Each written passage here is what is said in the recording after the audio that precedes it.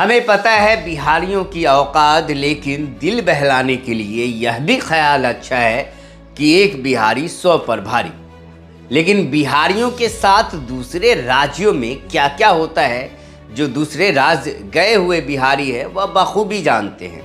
लेकिन यहाँ पर जो बंगाल में हुआ है छात्रों के साथ, बिहारी छात्रों के साथ, वह कहीं न कहीं लोगों के बीच में एक अलग ही सवाल पैदा करता है। बिहार में जिस तरह से दूसरे राज्यों के छात्रों को लाकर नौकरी दी जा रही है, वहीं बिहार के छात्र अगर दूसरे राज्य सिर्फ एग्ज़ाम देने जाते हैं तो उनके रूम में घुसकर उनके साथ गाली गलौज दिया जाता है, उनको धमकी दिया जाता है।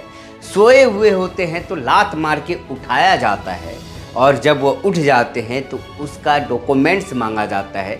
जब डॉक्यूमेंट्स नहीं दे पाते हैं तो उसके साथ उठक बैठक कराया जाता है, गाली गलौज दी जाती है। यह सब तो वीडियो में कैद ही है, लेकिन वीडियो से पहले, वीडियो के बाद क्या क्या हुआ, कितना लात जूता मुक्का खाना पड़ा, कितना थप्पड़ खाना पड़ा बिहारियों को, यह चिंता का विषय है। लेकिन चिंता का विषय यह भी है कि इस तरह की वीडियोस जो वायरल होती है, वायरल होने के बाद सरकार जागती है, सरकार के लोग जागते हैं, बंगाल की सरकार से सवाल किया जाता है। लेकिन सवाल यह भी है कि इतना कुछ हो रहा है जाति के नाम पर, धर्म के नाम पर, बिहारियों के नाम पर, उत्तर भारतीय रहने के नाम पर, क्या बंगाल में पहली बार हुआ है?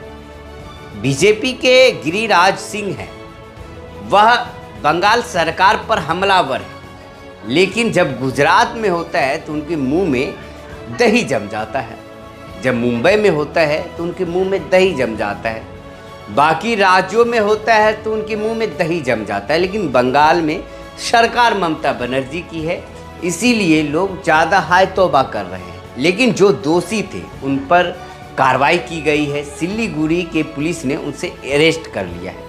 यह मामला बंगाल के सिलीगुड़ी का बताया जाता है, और बिहारी छात्र वहां पर एग्ज़ाम देने गए थे और वहां पर एक किराए के रूम में रह रहे थे।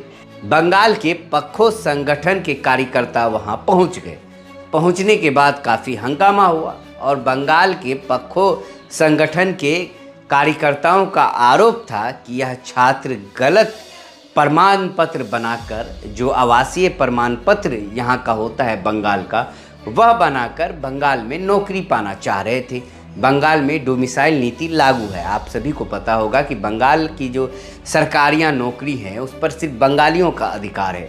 लेकिन वही हाल बिहार में अगर होता तो इतने लाख शिक्षक की भर्ती हुई, उसमें दूसरे राज्य के भी शिक्षक आए, छात्र आए, सभी ने एग्ज़ाम दिया। कई छात्र, सैकड़ों हजारों छात्र जो बाहर के हैं वह बिहार में नौकरी कर रहे हैं। लेकिन हमें तो कभी आपत्ति नहीं हुई, कभी इन्हें ठेला लगाने पर आपत्ति हो जाती है, बिहारियों का रोज़गार करने पर आपत्ति हो जाता है।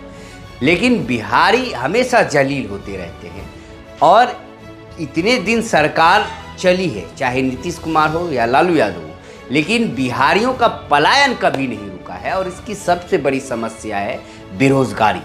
जब तक यहाँ बेरोज़गारी रहेगी, लोग पैसा कमाने के लिए बाहर जाएंगे, और जब बाहर जाएंगे तो दिल्ली अगर जाते हैं तो आप सभी को पता है बिहारी बिहारी करके गाली दिया जाता है, काफ़ी नीच समझा जाता है। बंगाल में इस तरह के वारदात हो रहे हैं, महाराष्ट्र तो पहले से ही बदनाम। बिहारियों के साथ मारपीट या हिंसा की घटनाएं कई राज्यों में समय समय पर सामने आई है। 2008 में महाराष्ट्र में राज ठाकरे की पार्टी महाराष्ट्र नवनिर्माण सेना MNS द्वारा बिहारियों और उत्तर भारतीयों के खिलाफ हमले हुए थे। इसे स्थानीय युवाओं को रोजगार देने के नाम पर बाहरी लोगों के खिलाफ हिंसा के रूप में देखा गया था।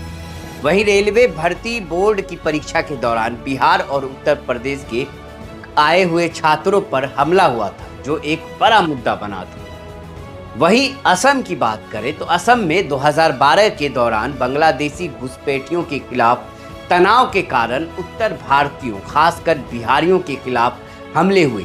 इसमें कई बिहारी श्रमिकों को राज्य छोड़ने पर मजबूर किया गया था। 2018 में गुजरात के साबरकांठा जिले में एक आपराधिक घटना के बाद बिहारियों और उत्तर प्रदेश के लोगों पर निशाना बनाया गया। इस घटना के बाद हिंसा की कई घटनाएं हुई, और प्रवासी मजदूरों को राज्य छोड़ने पर मजबूर किया गया है।